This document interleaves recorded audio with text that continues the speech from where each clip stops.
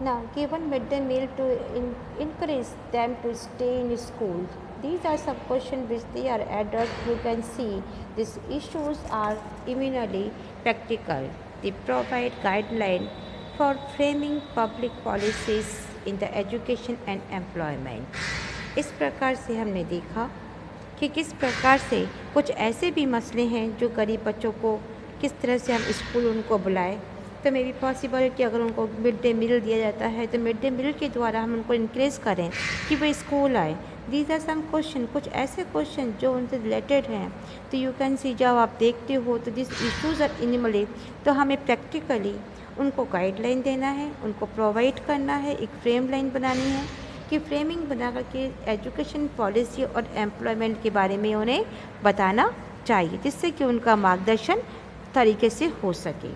As in the case of equality, so also in the case of other concept, political theories enlist with everyday opinion, debate, possible meaning, and thresh out policy options, freedom, citizen right, development, justice, equality, nationalism, and circularism are some of concepts that we are discussed in the following chapter.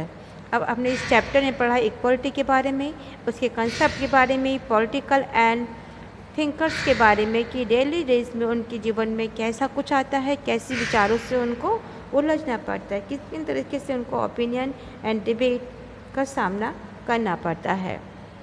ऐसे ही उन्होंने कुछ असंभावित विचार बताए जिसको political विचार से सूत्रबद्ध करना पड़ा, जैसे कि कहते हैं कि NS the everyday opinion debate and possible meaning. उन्होंने उसके डिबेट करके अलग अलग पॉसिबल मीनिंग्स निकाल रखे हैं, जिसके थ्रेस आउट द पॉलिटिकल ओपिनियन और ऑप्टिकल्स की पॉलिसी ऑप्शंस लेकर के freedom, citizen right, development, just, equality, nationalism और सर्कुलरिज्म जैसे कंसेप्ट को इन्होंने डिस्कस किया और इस चैप्टर के अंदर लिखा है।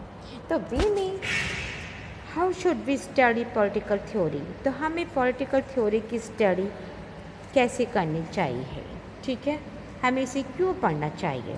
तो we may have political ideas but do we need to study political theory.